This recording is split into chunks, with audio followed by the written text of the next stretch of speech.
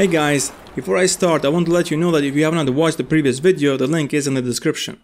That video is about the Shichibukais, Mihawk, Fujitora, Shanks, etc. Anyway, this chapter is a great chapter. It is divided into 3 parts, and all of them are great. Oda did an amazing job. Let's start with the first one. Zoro arrives in Ebisu town. This is the place where everyone laughs. They don't laugh because they are happy or good things are happening to them, but what other choice do they have? I thought this was really deep and great writing by Oda. As they said, crying or complaining is not going to solve anything. I like their mentality. I did not expect Robin Hood to make an appearance in Wano of all places, but he did. So he steals from Orochi and Kaido and gives it to the poor. The way he or she was running on the rooftops, it seems that he is a ninja. This is an interesting crossover. And then we go to Kaido. He really doesn't like Big Mom, does he? I thought he will welcome the chance to fight a strong person, but no. He doesn't want anything to do with Big Mom. He did order his men to stop them from landing in Wano.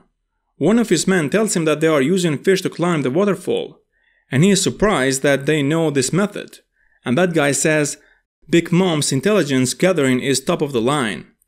This line made me laugh, because they could not find where Lola is. So they can find out everything except for her. Lola should be the next Yonko. Not really. And then Big Mom starts to celebrate before getting the job done. She said, I have arrived, Kaido. Look at Straw Hat. And King was like, not today. Kaido should have said, hey Big Mom, did you say something? Because I did not hear you. There is too much water between us. So Big Mom falls once again. I guess this is her weakness. Every time that the ground disappears beneath her feet, she falls like a child. Which is weird considering that she is a Yonko. It seems that Oda is handling Big Mom the same way he does Sanji. That part when Kaido says did she bring any of her brats along is very funny. Because this part without context, it looks like she is an annoying guest that you don't want in your home. And then Kaido says, if they land, it will be an all-out war. This is very interesting. They are coming with just one ship. So how can this be an all-out war? Was Oda trying to hype up the situation even more, or he really meant it? If so, then Kaido doesn't have a big army, at least not in Wano. If Big Mom with just one ship can fight Kaido on his territory, then this means that his forces are not that big. Kinemon did mention that Kaido has around 5,000 men, but I thought he is talking about only the people who are at his castle and not in general. But it seems that Kinemon was talking about all his forces. Whitebeard did go in Marineford with an army of around 50,000 men, and the Marines had at least 3 times more than that. So how this arc will surpass the Marineford arc? There is a reason why that arc is called the War of the Best. Besides both parties having huge armies, there were a lot of legends there as well. So I cannot wait to see what will Oda do to surpass that arc. It is not going to be easy, because in that arc was Buggy. Unless he comes in Wano, Oda will be in trouble. And now we have come to the last part. First, I want to say to Sanji, welcome to the new world. Finally, he made an appearance after the time skip. We joke around about Zoro's navigation skills, but Sanji did get lost so badly that he did not enter the new world until now.